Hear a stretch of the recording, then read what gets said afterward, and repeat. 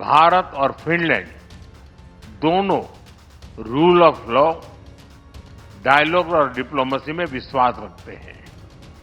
हम एकमत है कि केवल मिलिट्री कॉन्फ्लिक्ट से किसी भी मुद्दे का समाधान नहीं निकल सकता।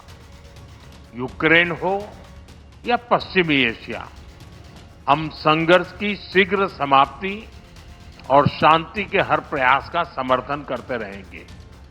हम इस बात पर भी सहमत हैं कि बढ़ते हुए ग्लोबल चैलेंजेस के समाधान के लिए ग्लोबल इंस्टीट्यूशंस का रिफॉर्म आवश्यक ही नहीं, अर्जेंट भी है और आतंकवाद के हर रूप को जड़ से समाप्त करना हमारी साझी प्रतिबद्धता है।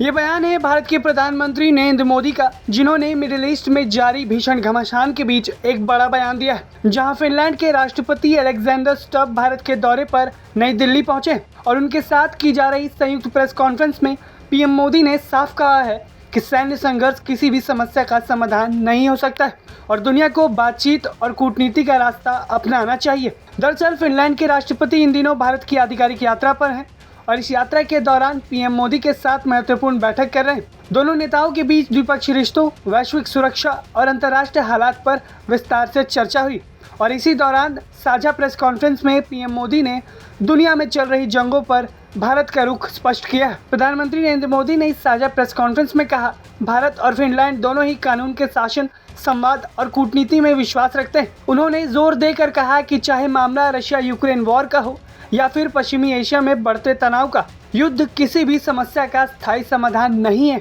आप खुद देखिए प्रधानमंत्री मोदी ने क्या कुछ कहा है। भारत और फिनलैंड दोनों रूल ऑफ लॉ, डायलॉग और डिप्लोमेसी में विश्वास रखते हैं। हम एकमत है कि केवल मिलिट्री कॉन्फ्लिक्ट से किसी भी मुद्दे का समाधान नहीं निकल सकता। यूक्रेन हो या पश्चिमी एशिया, हम संघर्ष की शीघ्र समाप्ति और शांति के हर प्रयास का समर्थन करते रहेंगे। हम इस बात पर भी सहमत हैं कि बढ़ते हुए ग्लोबल चैलेंजेस के समाधान के लिए ग्लोबल इंस्टीट्यूशंस का रिफॉर्म आवश्यक ही नहीं, अर्जेंट भी है और आतंकवाद के हर रूप को जड़ से समाप्त करना हमारी साझी प्रतिबद्धता है। इस समय पश्चिमी एशिया में हालात बेहद तनावपूर्ण बने हुए हैं और ईरान से जुड़े हालात को लेकर दुनिया भर में चिंता बढ़ गई है।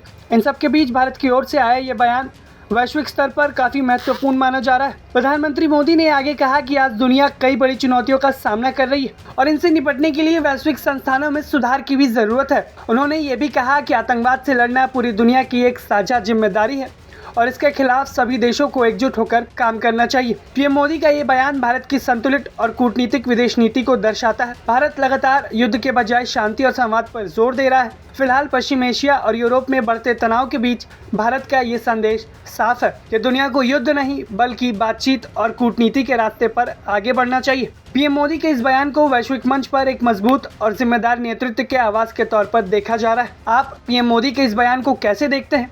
हमें अपनी राय कमेंट बॉक्स में जरूर बताएं। ब्यूरो रिपोर्ट, भारत तक।